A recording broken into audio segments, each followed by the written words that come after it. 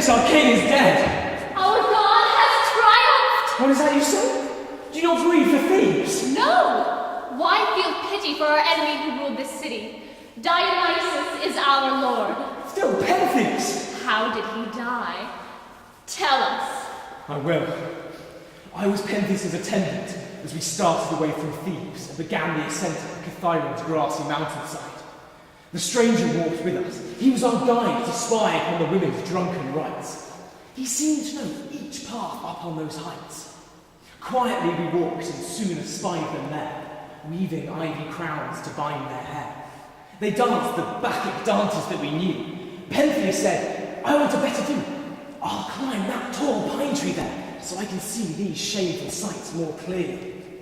Suddenly the stranger did a wondrous thing. He pulled the treetop down and said, come, cling to these branches, Pentheus. I will let you rise up high and see sights you won't forget.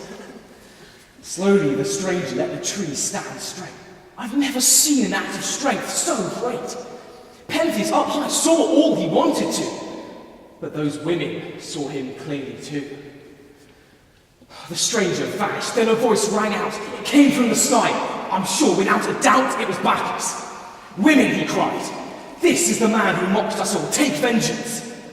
Then began a frightful sight. Each drunken devotee hurled rocks at Pentheus high up in the tree.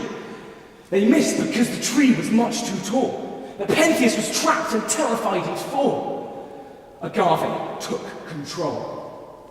Come, circle round, she cried to all her sisters. We'll confound this climbing beast who spies upon our rights. We must not let him live to tell the sight that none but us should see. 1,000 hands shook the tall pine trunk. Pentheus screamed and loud upon the ground. They all crowd round and jeer. So Pentheus knows too well that death is near. His mother is the first to leave the dance of death. Poor Pentheus tries his only chance to save himself. He tears away his dress.